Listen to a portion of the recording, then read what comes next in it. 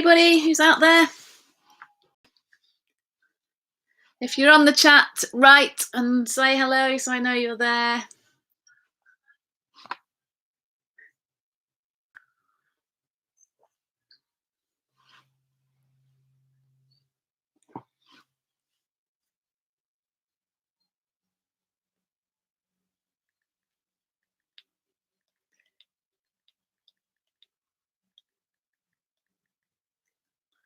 I think quite a few of you are out clapping. I can hear some stuff from my house at the moment.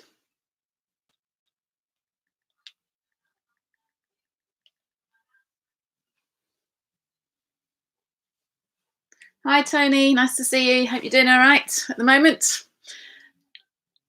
Assume you're getting some nice walks from where you live.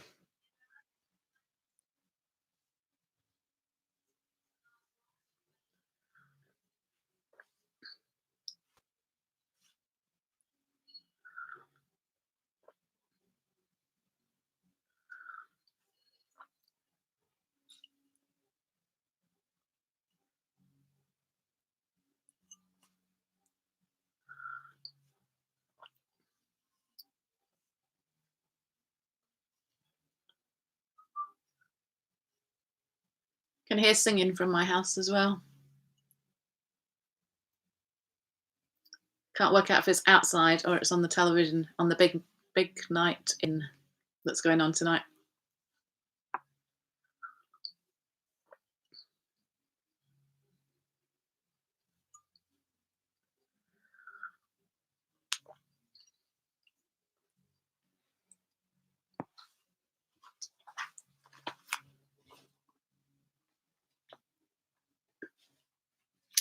Hi Evelyn.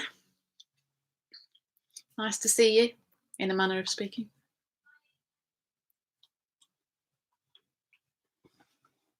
And Bridget.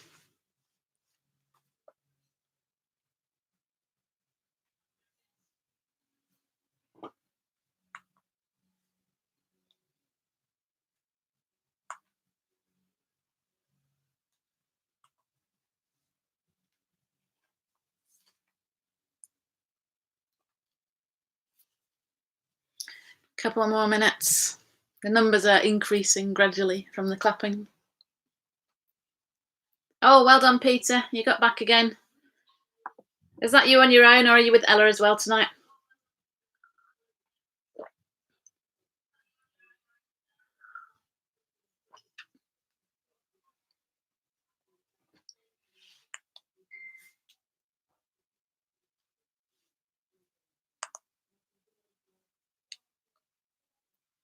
Hi, Simon.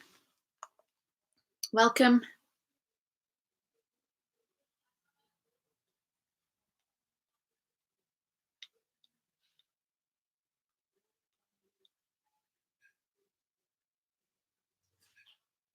Oh, and Toby as well. Excellent. I'm sure Toby will get a whole lot out of it this evening. Hi, Gail and Grace as well. Nice to see you. And Jonas.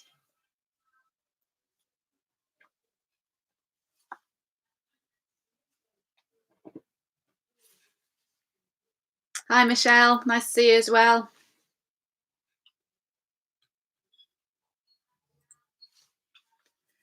It's kind of a bit odd tonight because I'm not at church. I'm in our cellar, and hence the slightly different background. And I think Mike's listening to it upstairs, and I can hear this weird echo of everything I say, which is slightly distracting. So if you see me looking distracted, that'll be why.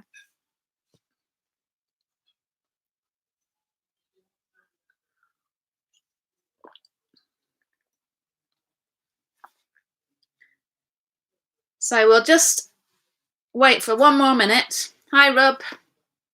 How are you?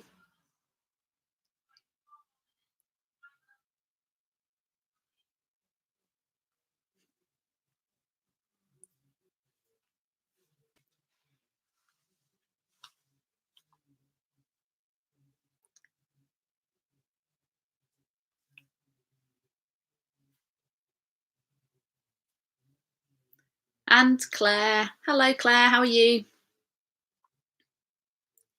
And Bernard and Katie. Thanks, Mike.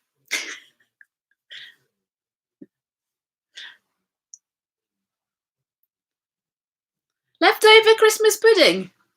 Gosh, Christmas pudding is a bad thing at any time of the year, and a few months later, seriously bad thing. Hi, David and Helen.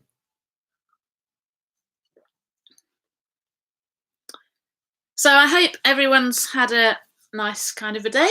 The sun is still shining, of course, which is really, really good, and makes us all feel better, I think. And when we get out, those of us who are allowed to go out, we appreciate that. Today was, or is, my dad's 86th birthday. And so we tried something a bit different. This year we had an all-family Zoom call lunch. So that was pretty entertaining. So one of my brothers is in Christchurch in Dorset with his family, and the others are in Guildford. And I'm on it. I didn't catch. My phone's speaking to me now. That's really worrying, isn't it?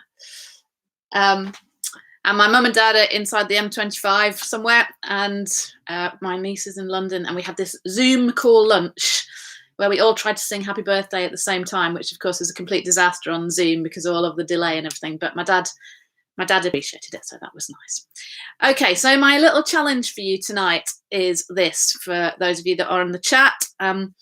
Are you a neat freak, or are you someone who's casual stroke messy in your approach?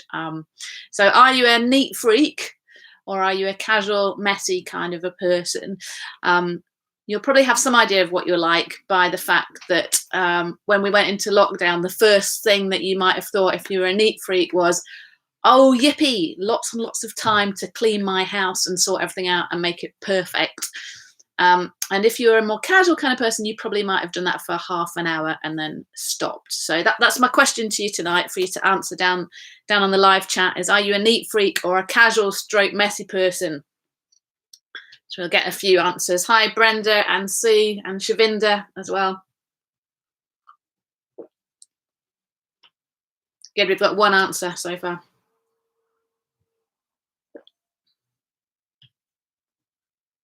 Hi, Malcolm. Is this something that you're not going to own up to out there?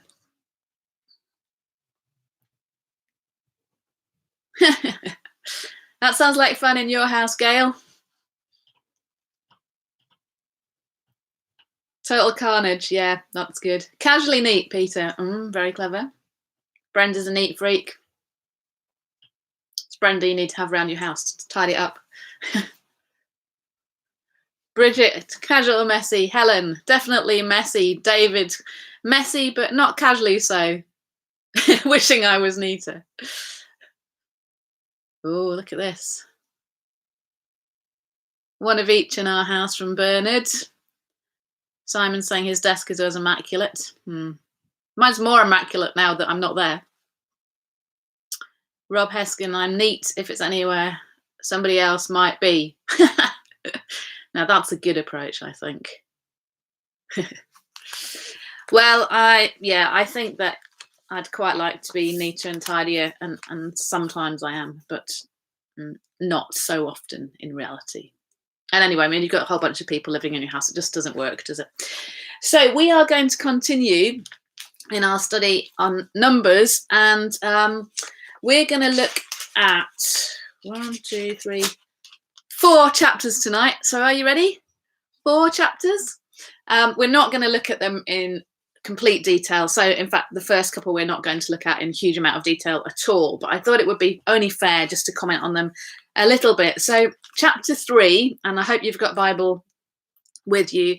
It says, this is the account of the family of Aaron and Moses at the time the Lord talked with Moses on Mount Sinai. The names of the sons of Aaron were Nadab, the firstborn, and Abihu, Eleazar, and Ithamar. Those were the names of Aaron's sons, the anointed priests who were ordained to serve as priests. Now, it's all going well so far. Then we get to verse 4. Nadab and Abihu, however, fell dead before the Lord when they made an offering with unauthorized fire before him in the desert of Sinai. Not so good. Not so good. And this whole section that we're going to be looking at tonight is really about purity and holiness. So I hope that you'll stay with me for this. But it's really all about that. So even from the very first bit of chapter 3, we have this sense that if even the priests didn't do things as God had ordered them to, that the consequences were going to be serious, terminal even. And there's something really important that runs through these whole chapters about the fact that the people needed to imitate the holiness and the purity of God, and they needed to grasp something of what God was like, that he was holy. In Isaiah, you'll remember that Isaiah has vision in the temple, and it says, "Holy, holy, holy is the Lord God Almighty." And some of you might have heard me saying this before, but in the Hebrew, when a word is repeated, it's not just because they've typed the word twice. It's to emphasize the words that's used. So in another part of the Bible, it says gold, gold, which to mean pure gold, or silver, silver, to mean pure silver. And so when it says in Isaiah, holy, holy, holy, of course, there's a Trinitarian aspect to that, but actually there's something about the essence of holiness of God. So it's holy, holy, that's like intense. And then another holy on the end of that to make sure that we really get the message that God is above everyone in terms of his holiness. And so the message through these chapters is really about the people imitating something of the holiness of God, that the way they live, the way they are, would communicate to all those around them the holiness of God. So right at the beginning here, you have Aaron and his sons being anointed as priests, but immediately his sons die because of this unauthorized fire that they've used in the temple of the Lord. Then we have a whole section, verses 5 to 10, about the Levites, who are the tribe who were used as priests in Israel. And those Levites were a tribe instead of the firstborn sons of each family. So they could have taken the firstborn sons of every clan and family across every tribe of Israel, but instead of doing that, they just had a group of people, the Levites, and they were the priest on behalf of everyone else. And you've got to love it, because straight away there's rotas. Who said that rotas were unspiritual? Right in the beginning of Numbers, they have rotas for the temple according to clans and families. And actually, one of the nice things about this lockdown is that groups of people from the same family have been doing more things together, because that's obviously what you're allowed to do. So we have family groupings on shifts at the food bank, and we have people from the same family doing music for worship. And I was watching Spring Harvest last week, and they had Riding Lights doing some of the readings there really creatively, because they're all from the same family. So they had these rotas in the temple according to clans and families. And it's very, very detailed. And in verse 46 of chapter 3, for those of you that like numbers, which is why you're here, to redeem the 273 firstborn Israelites who exceed the number of Levites, collect 5 shekels for each one, according to the sanctuary shekel, which weighs 20 gerahs. I have no idea how much that weighs. When there was not enough Levites, then they collected a payment instead of them helping out in the temple, and it was offered to Aaron for the temple. Ella said there must have been one huge rota. Yes, I think that's true. So that's chapter 3. And then in chapter 4, it talks about the Kohathite branch of the Levites, and it says take a census of those. And now we're talking about men between the ages of 30 and 50. And they were used to take care of the most holy things. And it talks in a lot of detail about this. We'll have a quick read because it's quite interesting. Verse 4 of chapter 4. This is the work of the Kohathites in the tent of meeting, the care of the most holy things. When the camp is to move, Aaron and his sons are to go in and take down the shielding curtain and cover the ark of the testimony with it. Then they are to cover this with hides of sea cows. Spread a cloth of solid blue over that and put the poles in place. Over the temple of the presence, they are to spread a blue cloth and put on it the plates, dishes, and bowls, and the jars for drink offerings. The bread that is continually there is to remain on it. Over these, they are to spread a scarlet cloth. Cover that with hides of sea cows and put its poles in place, and so on and so on. They seem really, really keen on blue cloths and the hides of sea cows. Now, I don't really know what a sea cow is. Does anybody know what a sea cow is? That's my challenge for the night. You can just know off the top of your head, or you can Google it if you wish to. I thought that maybe you could do that instead of me. But it's really, really specific, isn't it? And then in verse 20 again, but the Kohathites must not go in to look at the holy things, even for a moment, or they will die. And it's that sense again of the holiness and of all the things that belong to the holy place that are dedicated to the holy God. There's this chasm between the people and the holy things, the holy place, the holy God. And they have to take that incredibly seriously because the punishment is death. So we have some interesting comments on what sea cows are. Rob Heskin, like a seal. Yep.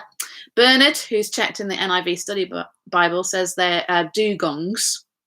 And Claire says that it says dolphin skin in the message. We don't like that, Claire. No, we'll not go for dolphin skins because that makes us feel upset. So we'll go for sea cows or dugongs because that we don't really know what those are either. So that will be fine. So we have this sense, don't we, that God is building up his people to be a holy people, but certain clans amongst the people are set apart for a higher level of holiness. Ella's saying the picture on Google looks more like a manatee. Oh, and Rob Heskin agrees, therefore it must be right. So, and then we get into chapter 5. I told you we weren't going to look at all of this in super detail. Chapter 5. And really, chapter 5 is like a short version of Leviticus. And really the punchline of Leviticus is be holy because I, the Lord, am holy. And there's lots and lots of detail underneath that, but that's the main message, is be holy because I, the Lord, am holy. And the thing that I think is really important that we understand, particularly us in the West now, is that this was a really holistic approach to holiness and to purity. The Hebrew approach to everything is body, mind, and spirit. It wasn't ever trying to divide up one part of us from the other part of us. I don't know if you've ever tried to divide yourself up, but it doesn't really work, does it? We are one person. We are integrated people. And therefore, we need to have a holistic approach to everything about our lives, including our walk with God, our relationship with God. And the Hebrews were really, really good at that. And they treated everything body, mind, and spirit. I love that there's a little discussion going on in the chat here about where did they find manatees in the desert. And Peter Smith has told us that it was in the Red Sea, apparently. So thank you for that, Peter. That's really, really helpful. So they were very practical in everything that they did. And we'll read that together in just a moment. A number of years ago now, excuse me, I'm just going to have a bit of my tea, which is hot. Mike and I went traveling down through the bottom part of California and into Central and South America. And one time we were there in Yosemite National Park, and we had the smallest tent ever. One person and a small dog would have fitted in that tent. Anyway, that was our tent. And we were camping in Yosemite National Park. And in Yosemite National Park are bears. And so when you camp there, they have bear bins, which are metal kind of boxes, really. And you have to put everything that might be attractive to the bears in the metal bear bins. So that's any kind of food, obviously. So all food, you can't keep any food in your tent with you during the night. And toiletries as well, because obviously they have strong smell. And in other places, I think people put things into kind of like a small rucksack and they chuck it over the branch of a tree or something like that on a rope so that it's away from them. But the basic message is you need to get everything away from you that makes you vulnerable to attack. You need to move everything away from you that makes you vulnerable to attack. And I think that that's a lot of the message over the next couple of chapters, really, is that we need to move everything away from us that makes us vulnerable to attack, to our holiness being undermined. I want to ask you a question. Has anyone here got a decent cure for mildew? Since you've spent so much time at home recently, you've probably found some of it lurking in your shower area or around the bath, or maybe even in the kitchen. And so far, I haven't really found a really, really good cure for mildew. So I'm just wondering whether any of you had the answer to that question while I drink my tea.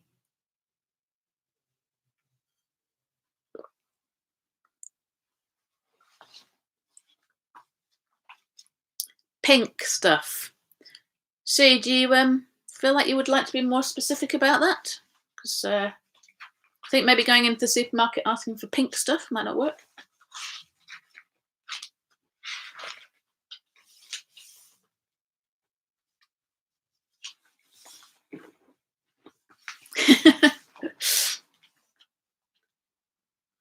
I'm kind of judging by the lack of replies that no one has a decent cure for mildew. Is that right? I mean, I've tried scrubbing it with the toothbrush, not one that I was currently using. Bleach, but when you use bleach on it, it kind of just goes sort of orangey pink colour, doesn't it? Oh, here we go. Here's some answers, David. On food plants, try spraying with the bicarbonate of soda solution early on a warm sunny day. That's what it's called. Pink stuff. Oh, okay, fair enough. Yeah, bleach, uneco-friendly. Katie has used a proprietary mildew and mold remover. Can't remember the name. Maybe Astonish. Okay, it's useful. The thing is, this is what I mean. It's so practical, because here we are in 2020 and we're still not very good at getting rid of mildew. But in Leviticus 13 and verse 47, it says this: if any clothing is contaminated with mildew, any woolen or linen clothing, any woven or knitted material of linen or wool, any leather or anything made of leather. It's quite specific, isn't it? And if the contamination in the clothing or leather or woven or knitted material or any leather article is greenish or reddish, it is a spreading mildew and must be shown to the priest. The priest is to examine the mildew and isolate the affected article for 7 days. By the way, I don't want this put in my job description. On the 7th day, he is to examine it, and if the mildew has spread in the clothing or the woven or knitted material or the leather, whatever its use, it is a destructive mildew. The article is unclean. He must burn up the clothing or the woven or knitted material of wool or linen or any leather article that has the contamination in it, because the mildew is destructive. The article must be burned up. But if, when the priest examines it, the mildew has not spread in the clothing or the woven or knitted material or the leather article, he shall order that the contaminated article be washed. Then he is to isolate it for another 7 days. After the affected article has been washed, the priest is to examine it. And if the mildew has not changed its appearance, even though it has not spread, it is unclean. Burn it with fire, whether the mildew has affected one side or the other. If, when the priest examines it, the mildew has faded after the article has been washed, he is to tear the contaminated part out of the clothing or the leather or the woven or knitted material. But if it reappears in the clothing or in the woven or knitted material or in the leather article, it is spreading, and whatever has the mildew must be burned with fire. The clothing or the woven or knitted material or any leather article that has been washed and is rid of the mildew must be washed again, and it will be clean. Yay! I mean, it's amazing, isn't it? Don't you think that's amazing? Like, that there's a whole 22 verses that are just about mildew. And I kind of love that, because I love that God is so concerned about the detail of the things of our lives. And somewhere,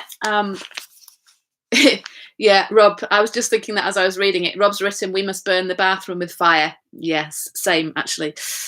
Seems maybe a little extreme, doesn't it? But in this chapter, it's just saying that we need to deal with things immediately and thoroughly that threaten to contaminate the camp. They needed to deal with things immediately and thoroughly that threaten to contaminate the camp. And this is about the holistic sense of purity and holiness for the people of God. So when we go back to Numbers and the beginning of chapter 5, it says this: the Lord said to Moses, command the Israelites to send away from the camp anyone who has an infectious skin disease or a discharge of any kind, or who is ceremonially unclean because of a dead body. Send away male and female alike, send them outside the camp, so that they will not defile their camp where I dwell among them. The Israelites did this. They sent them outside the camp. They did just as the Lord had instructed Moses. I mean, it's strong, isn't it? Anyone with an infectious disease, anyone who had contagious uncleanness. But it's wise, isn't it? It's sensible. They separated the people outside of the camp so that the contagious disease or the ritual uncleanness wasn't spread among the people. I kind of feel like we have, maybe right at this moment, a better understanding of that than we might normally have, because we're so aware of this thing called social distancing, because we're trying not to contaminate one another with this virus. So we're more conscious of how wise it can be to separate yourself or to be separated from others at this particular stage. Now, we have our friendly neighbourhood infection prevention nurse with us tonight, James Strickland, and he thinks that it's good infection prevention advice. And right from that point there, God was helping them to live in a wise way that would keep them clean and separate as the people of God. And the word we're using here is holy, and the word in Hebrew is kadosh, which is the word separate. And that's what we do when we put people into quarantine. We separate them in order to preserve the cleanliness or the holiness of the people who are not infected by the disease at that point. And there's this continual challenge to remain holy as the people of God. And so even those few little verses in chapter 5 just help us to understand this concept of purity and holiness in a very holistic manner. And then carrying on in chapter 5 and verse 5, we have this little section here that you might want to read with me. The Lord said to Moses, say to the Israelites, when a man or woman wrongs another in any way and so is unfaithful to the Lord, that person is guilty and must confess the sin he has committed. He must make full restitution for his wrong, add 1/5 to it, and give it all to the person he has wronged. But if that person has no close relative to whom restitution can be made for the wrong, the restitution belongs to the Lord and must be given to the priest, along with the ram with which atonement is made for him. All the sacred contributions the Israelites bring to the priest will belong to him. Each man's sacred gifts are his own, but what he gives to the priest will belong to the priest. So here we are talking about relational community holiness. So we've talked a little bit about practical holiness, but now we're talking about the relationships amongst the community. Can you imagine what it's like to try and keep 2 million people together in community camping in a desert for 40 years? They had lived in slavery in Egypt, been under the rule of the Egyptians, just doing what they were told and just kind of coping, survival. And here they are on the way to becoming an independent people, the people of God, and learning what living together in that way would look like. And one of the things they had to learn was how to live in community and right relationship with each other. And it's no wonder really that Moses got a bit stressed with them from time to time. But a key aspect of their community, and of course of every community, is right relationships. You notice here in verse 5, it talks about any kind of wrongdoing. It's just a kind of a blanket covering any kind of wrongdoing. And right at the beginning, it says, if you wrong another person, actually you've been unfaithful to the Lord. I don't think many of us think that most of the time, but the general confession of faith talks about that, doesn't it? About grieving God by grieving other people. And it helps us if we can have that perspective that it's not just another person, it's actually someone made in the image of God, and actually that we are being unfaithful to God if we treat other people in the wrong way. And then there's three little bits of this, isn't it? There's guilt. There's kind of acknowledging, yes, I've been wrong. I've done the wrong thing here. And there's confession that comes out of that sense of guilt. And then there's restitution plus a fifth. So I quite like that. It's just that it's that sort of extra bit, isn't it?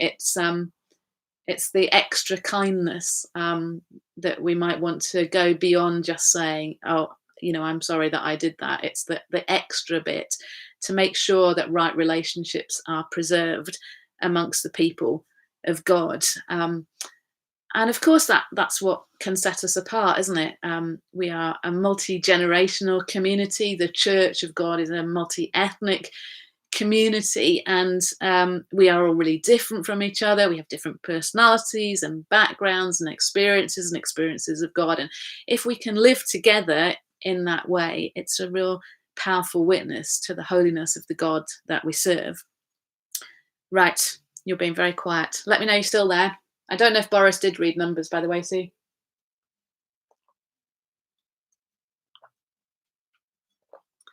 So moving on, in chapter 5, we come to the law of jealousy, really, is what it is. So this is kind of slightly strange and a little bit hard to understand. The positives in this bit, and I'm not going to read it all to you because it's quite long, is that the woman is not assumed to be guilty. I say that because in that culture, women didn't have much status at all. And in fact, I noticed that in the section before, it says if a man or woman does something wrong. So it's giving women a sense of responsibility and value, which wasn't necessarily normal in that context. So, as we continue, it doesn't assume that the woman is guilty. And that's a good thing in terms of the dignity of it all. And it goes to the heart of the issue, which is these jealous feelings that would rise up if you thought that your wife might have been unfaithful to you. But it creates an opportunity for innocence to be proved. It is a bit of a strange passage, and we're not going to spend loads of time on it. The main issues here really are, again, about the need for right and resolved relationships in order for the community to function as the holy people of God. So whether it's I've done something wrong against you, or I've damaged your property and I need to sort that out, or whether it's something to do with the narrow relationship of marriage and family and the way that would impact the people of God when that went all out of kilter.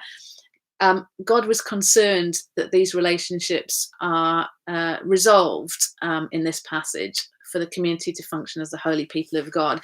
And I just want us to turn into the New Testament for a moment, and just to read a couple of verses together. One's from 1 John and chapter 1 and verse 5. It says here, this is the message we have heard from him and declare to you. God is light. In him there is no darkness at all. If we claim to have fellowship with him, yet walk in the darkness, we lie and do not live by the truth. But if we walk in the light as he is in the light, we have fellowship with one another, and the blood of Jesus, his son, purifies us from all sin. If we claim to be without sin, we deceive ourselves, and the truth is not in us. If we confess our sins, he is faithful and just and will forgive us our sins and purify us from all unrighteousness. If we claim we have not sinned, we make him out to be a liar, and his word has no place in our lives. And that's just it's just such a hugely impacting passage, that, isn't it? It just is what it says on the tin, that we are not perfect. No one of us is perfect. And yet if we are children of the light, and are not concerned to live in the light with God and with one another, then there's something that's not right about that. Our intention and our aim should be to live in the light.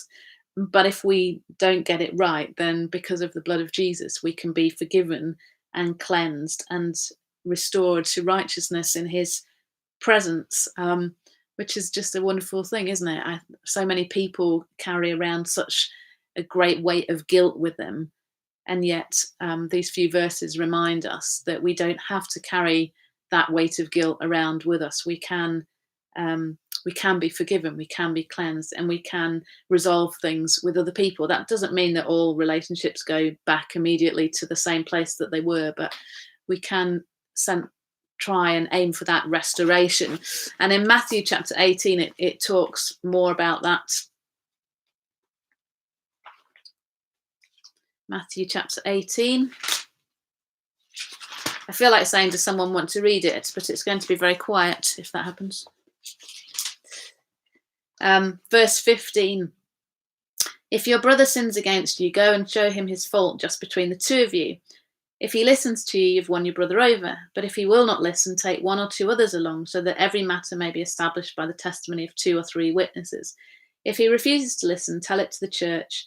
And if he refuses to listen even to the church, treat him as you would a pagan or a tax collector. I tell you the truth, whatever you bind on earth will be bound in heaven, and whatever you loose on earth will be loosed in heaven. And it gives us this really helpful pattern for how to deal with things, that we deal with stuff by first of all going to the person themselves and talking it over with them. Now, you wouldn't think that was so difficult, really, would you? But actually, most of us find that difficult. Most of us have a tendency to want to tell somebody else first and maybe get their opinion on it. And sometimes that can be helpful if it's the right person. But actually, this passage says, if you've had a falling out with someone, go and talk to them first. And only if that doesn't work do you need to bring somebody else into the equation. And we know that that can be constructive, to have someone else there to listen to both sides and to help people to hear each other when things have gone more seriously wrong. And then if that doesn't work, then you need to come to the church, and it becomes a much more serious issue of discipline, potentially based on the seriousness of the issue concerned. So it's helping us all the way along to resolve relationships, to have right relationships with one another. And then last verse in the New Testament, John 15 and verse 12. You'll be familiar with this, I guess. My command is this: love each other as I've loved you. Greater love has no one than this, that he lay down his life for his friends. And then it also says, by this everyone will know that you're my disciples, if you love one another. Rob, thank you. I was going to say that, or Anella, the binding and loosing bit. Yeah, I mean, we often use that, I think, out of context. In the context in Matthew, it seems to be a kind of a natural kind of follow on from this idea of forgiveness or not dealing with things. So that it's the sense that if we forgive something on earth, it's forgiven in heaven. You know how we talk about unforgiveness being the chains that we have around ourselves, because the other person doesn't know that we haven't forgiven them. So the chains around us, when we forgive, it's like the chains are broken around us. It also reminds me of the Lord's Prayer, forgive us our trespasses as we forgive those who trespass against us, that there's some kind of correlation between the forgiveness we offer to others and the forgiveness we receive from God ourselves. And then I think it's in Colossians, it talks about us forgiving as Christ has forgiven us. So it's also the other way around. It's the motivation comes from the fact that we have been forgiven and our experience of forgiveness. So therefore we forgive others. And Jesus tells some parables about that as well, doesn't he? But also this sense in the Lord's Prayer that we need to forgive in order to be forgiven. And I think that this binding and loosing thing is around this sense of forgiveness and unforgiveness. Does that make sense? That's the best I can offer tonight anyway, so it better make sense. Thank you for asking, because I was going to mention it and I forgot all about it. So here we are, we're talking about this relational purity and wholeness being essential for our witness as God's people. Yes, Rob. Rob's just said, would loosing be about blessings as well as forgiveness? Yeah, I think so, because when you forgive and when there's a an atmosphere of forgiveness. There is overwhelming amounts of grace and joy and peace, because unresolved relationships are unpeaceful. So I think that, yeah, that has to be right as well, doesn't it? So this is all about the witness of the people as God's people. The nation of Israel was to be a demonstration of the place where God's presence dwelt. So people from outside would look at them and say, they are so different. They are holy. They represent the one holy God. There is a presence of holiness and purity about them. And in Numbers chapter 6, which we'll just look at fairly briefly, it kind of gives us an example of holy living, really. And it talks about the Nazarite. And the Nazarite is somebody who had a radical commitment to God. So I'll just read you the first bit of it. The Lord said to Moses, speak to the Israelites and say to them, if a man or woman, interesting that it mentions that again, wants to make a special vow, a vow of separation to the Lord as a Nazarite, he must abstain from wine and other fermented drink, and must not drink vinegar made from wine or from any other fermented drink. He must not drink grape juice or eat grapes or raisins. As long as he is a Nazarite, he must not eat anything that comes from the grapevine, not even the seeds or skins. During the entire period of his vow of separation, no razor may be used on his head. He must be holy until the period of his separation to the Lord is over. He must let the hair of his head grow long. Throughout the period of his separation to the Lord, he must not go near a dead body. Even if his own father or mother or brother or sister dies, he must not make himself ceremonially unclean on account of them, because the symbol of his separation to God is on his head. Throughout the period of his separation, he is consecrated to the Lord. I mean, this is a really radical commitment. It sounds slightly strange to us. It talks about abstaining from anything to do with grapes, not cutting your hair, and not going near any dead people. So why? What's that all about? So there are no grape products. In the ancient Near East, which is the time period we are in, grapes were a staple of the people. You could grow vines and you could eat the grapes, and it was a staple of the people. Still can't understand why anyone wants to eat raisins, by the way, so that wouldn't be a real big issue to me. And wine was understood to be a symbol of joy, as well as it was just often safer to drink wine than water in those kind of places. So it was just a staple of the life of people in the ancient Near East. And so when the person who was going to become a Nazarite abstained from those things, it was like this vivid commitment to turn away from all of life's normal pleasures. Their commitment to God would be more important to them than anything else. And I guess the related question for us is this: what is too important for us?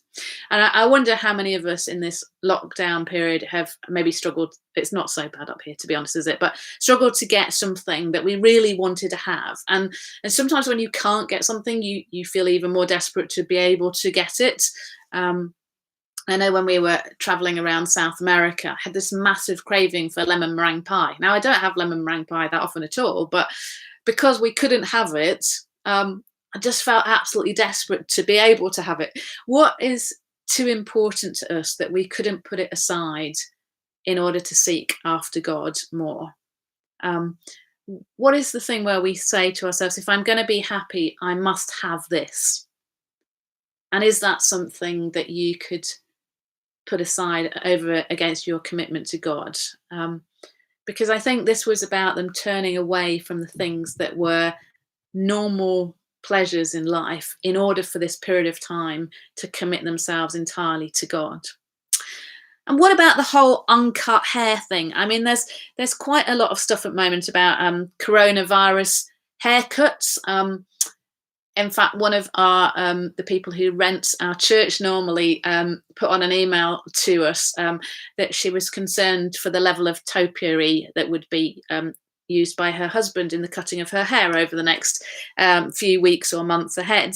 Some of us are going to have more uncut hair than normal, but in this context, it was a visible badge of their vow. It was something that everyone could see. And on this occasion, it was communicating to them that the dedication to the Lord couldn't be some kind of covert act. It needed actually to be conspicuous and noticeable. There's other passages, aren't there, in the New Testament that tell us that we need to do things privately without, standing on a street corner boasting about it. But on this occasion, it was saying when you see someone whose hair has not been cut, you will know that they've taken this vow of commitment to God. It wasn't simply going to be a private matter. And it would remind other people about their own devotion to the Lord. It would help them to point towards God themselves. And I don't know about you, but sometimes people share with me things that they are involved in, or other churches across the globe share with you something about prayer life or the amount of fasting that they do. And it really challenges me. It challenges me about my commitment to those things. It challenges me that to point towards God. I don't sort of look at them and think, oh, wow, they're super amazing, although I do think that. But something deeper than that happens as well. I think maybe I'm called to be like that too. Maybe I could be like that as well. It points me towards God. And I think that was the purpose of them not having their hair cut. And then the third and last thing is that they shouldn't go near any people who had died, even their closest family members, who they would have a responsibility to prepare the body for burial. They couldn't go near them because it would make them ceremonially unclean. And as we read at the beginning of this chapter 5, they would then have to be outside of the camp for a while because they would be ceremonially unclean. I think for the first time we have maybe some idea of what the cost of that would have been. Some of us have family members who have died during this time, and we haven't been able to go to be with them, to maybe not even being able to go to a funeral. There's a cost involved in not doing what is natural, which is to go to be with the person, or to be with the family. And that was a commitment that they were making, that if anyone in their family died at that point, they wouldn't be able to be near to them, to be part of the preparation for burial, to be with them at that significant time, or with the other members of their family.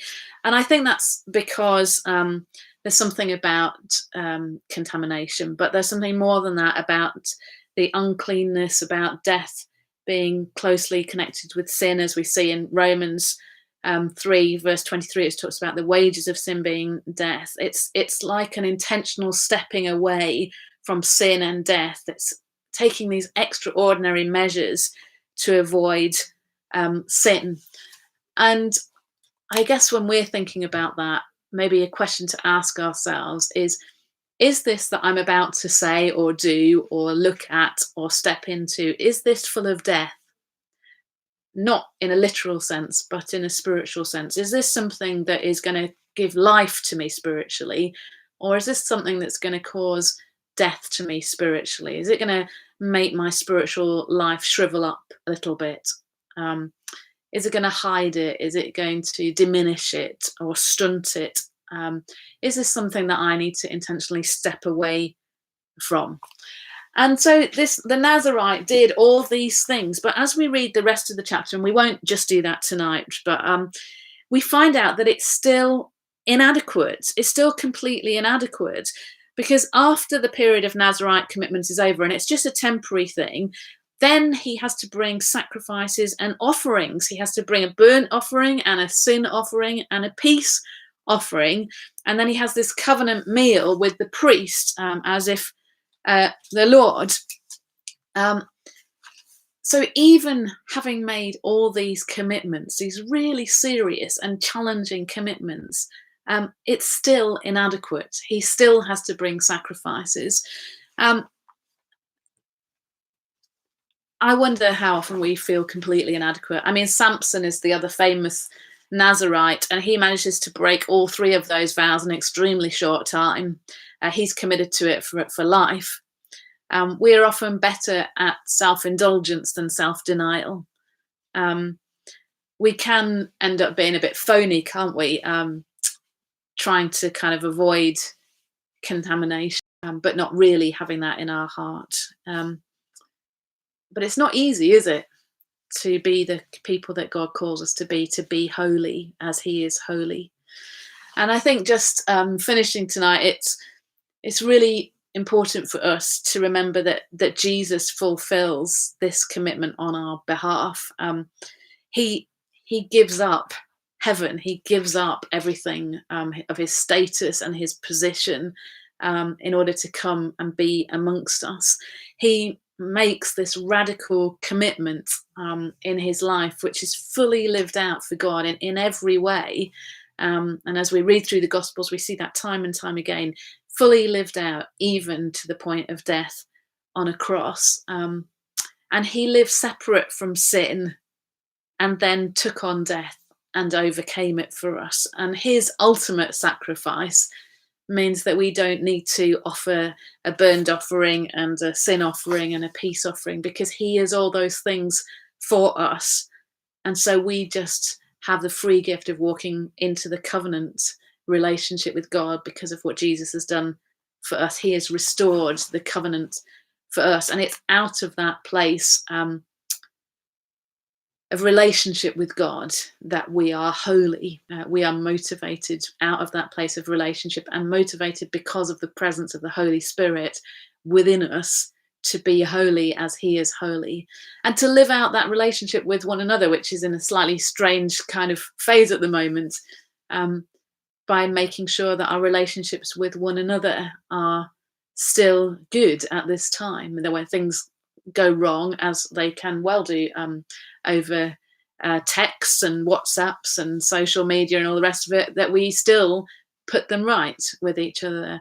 And that as the people of God in this place, whether we're in a very small family group or whether we have connections with other people, we still display the presence of our holy God wherever we find ourselves.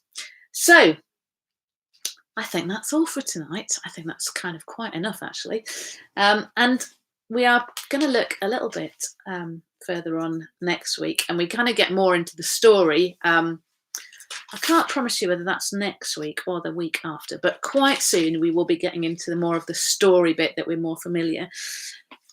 I might talk a little bit about this next week. I haven't yet decided, but I want to read to you at the end of tonight the blessing that Moses tells Aaron and his sons that they're supposed to use as they bless the Israelites. So wherever you find yourself tonight, whether you're on your own in your home, or whether you're with another person, or with your whole family, let me read this blessing, and I pray that you would receive it as from the Lord tonight.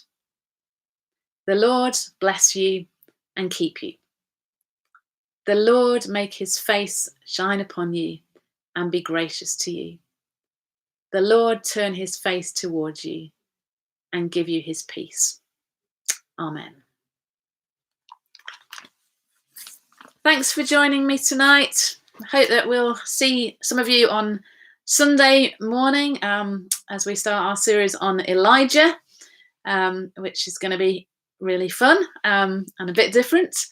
Phil is doing Roots on Sunday nights, and he's just put up the videos for that if you want to watch those and join in with that.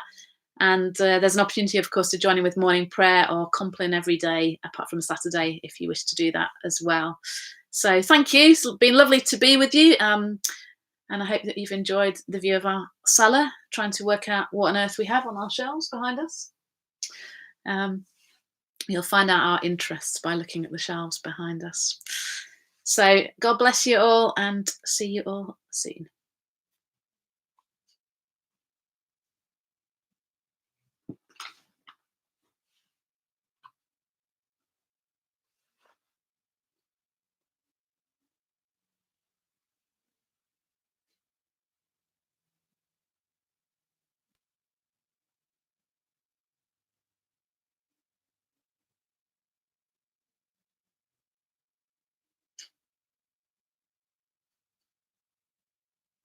I think Mike tidied the shelves, by the way. I should be honest about that.